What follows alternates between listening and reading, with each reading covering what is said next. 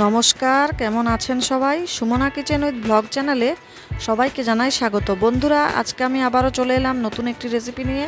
আর আজকের এই রেসিপিটি হলো পটল চিংড়ি। এই পটল চিংড়ি রেসিপিটি বাড়িতে থাকা সামান্য কিছু উপকরণ দিয়ে এইভাবে একবার বানিয়ে খেয়ে দেখবেন। খেতে কিন্তু এটা খুব অসাধারণ লাগে। আর আজকের এই রেসিপিটি চলুন শুরু করা যাক। প্রথমেই আমি এখানে নিয়ে নিয়েছি পটল 200 গ্রাম মতো, আর দুটো বড় সাইজের আলু, সব কিছু ডুমো ডুমো করে কেটে রেখেছি। এখানে আছে 100 গ্রাম মতো চিংড়ি, ভালো করে ধুয়ে নুন হলুদ মাখিয়ে রেখে দিয়েছিলাম। এখানে নিয়েছিলাম মাঝারি সাইজের দুটো টমেটো পিউরি করে রেখেছিলাম, দুটো মাঝারি সাইজের পেঁয়াজ পেস্ট করে রেখেছিলাম, 4-5 কোয়া রসুন, 4-5টা কাঁচা লঙ্কা, 1 ইঞ্চি মতো আদা পেস্ট করে রেখেছি, পরিমাণ মতো হলুদ গুঁড়ো, জিরের গুঁড়ো আর শুকনো লঙ্কার গুঁড়ো নিয়েছি, আর পরিমাণ মতো গরম মশলা বেটে রেখেছিলাম। আর এখানে ফোড়নে দেওয়ার জন্য একটা তেজপাতা, শুকনো লঙ্কা আর কিছু পরিমাণে গোটা জিরে নিয়েছি, আর পরিমাণ মতো নুন নিয়েছিলাম। একটা কড়া বসিয়ে দিয়েছি, কড়া গরম হয়ে গেছে, আর কড়াতে দিয়ে দিলাম 75 গ্রাম মতো সর্ষের তেল। তেল গরম হয়ে গেছে, এবার আলুর টুকরোগুলো তেলের মধ্যে ছেড়ে দিয়ে খুব ভালোভাবে আলুটাকে ভেজে নেব। আলুটা যাতে নরম হয়ে আসে সেই জন্য কিছু পরিমাণে নুন দিয়ে আলুটাকে খুব ভালো করে ভেজে নেব।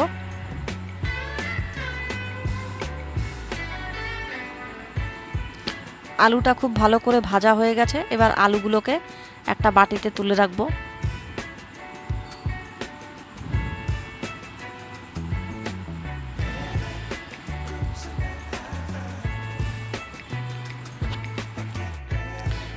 এবার পটলের টুকরোগুলো তেলের মধ্যে দিয়ে খুব ভালো করে পটলগুলোকে ভেজে নেব। আর এখন দিয়ে দিলাম অল্প সামান্য হলুদ দিয়ে পটলটাকে খুব ভালো করে ভেজে নেব। পটলটা যাতে খুব ভালো করে ভাজা হয় এই জন্য একটু ঢাকা দিয়ে দিলাম। দেখুন, ঢাকা খুলে দিয়েছি, আর এখন পটলগুলো খুব ভালো করেই ভাজা হয়ে গেছে, আর একটু লালচে রং ধরেছে এর মধ্যে। এবার পটলগুলোকে একটা বাটিতে তুলে রাখবো।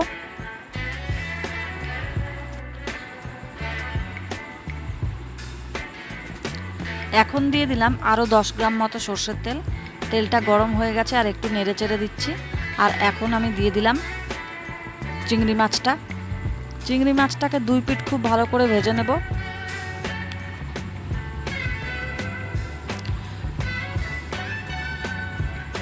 চিংড়ি মাছগুলোকে খুব ভালোভাবে নেড়ে চেড়ে ভেজে নিয়েছি, আর এখন চিংড়ি মাছগুলোকে একটা বাটিতে তুলে রাখবো। আর এরপরেই তেজপাতা, শুকনো লঙ্কা আর কিছু পরিমাণে গোটা জিরে ফোড়নে দিয়ে দিলাম। আর ফোড়নটাকে খুব ভালোভাবে নেড়েচেড়ে এরপরে পেঁয়াজের পেস্টটাও দিয়ে দিলাম। পেঁয়াজের পেস্টটাকেও একটু নেড়েচেড়ে এর মধ্যে টমেটো পিউরিটাও দিয়ে দিচ্ছি। সব কিছু খুব ভালোভাবে কষে নেব। আর দুটোকে খুব ভালো করে কষার পরে এরপরে আদা, লঙ্কা, রসুনের পেস্টটাও দিয়ে দিলাম।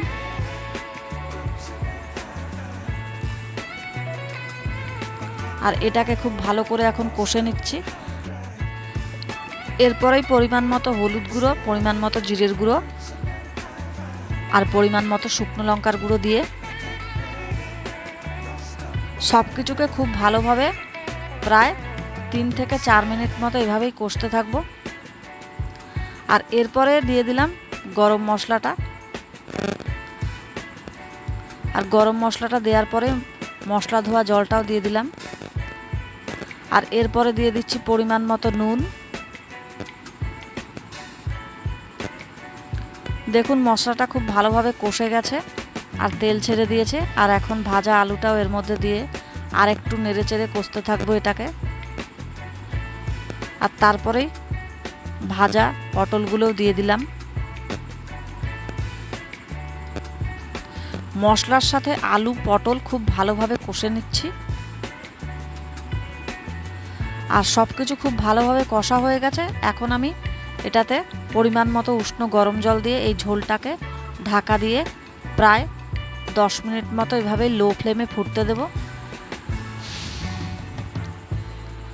10 মিনিট পরে চলে এলাম, আর এখন ঢাকা খুলে দিয়েছি। দেখুন, ঝোলটা ফুটে প্রায় গাঢ় গাঢ় হয়ে গেছে। আলু পটলগুলো খুব ভালোভাবে সেদ্ধ হয়ে গেছে। আর এখন ভাজা চিংড়ি মাছটা দিয়ে একটু নেড়ে চেড়ে আর এর মধ্যে আমি হালকা চিনি অ্যাড করে দেব। চিনিটা অ্যাড করে দেওয়ার পরে একটু নেড়ে চেড়ে দিচ্ছি। দেখুন আমার রেসিপিটি একদম রেডি হয়ে গেছে। আর এটাকে এখন আমি নামিয়ে দেব। তাহলে আজকের এই পটল চিংড়ির রেসিপিটি কেমন লাগলো কমেন্ট করে জানাতে ভুলবেন না। আর ভিডিওটি ভালো লাগলে একটা লাইক শেয়ার অবশ্যই করবেন। আর এখনও কিন্তু অনেকেই আমার চ্যানেলকে সাবস্ক্রাইব করেননি, প্লিজ আমার চ্যানেলটিকে সাবস্ক্রাইব করবেন আর আমার পাশে থাকবেন। তাহলে আজকের মতো এ পর্যন্তই, ধন্যবাদ।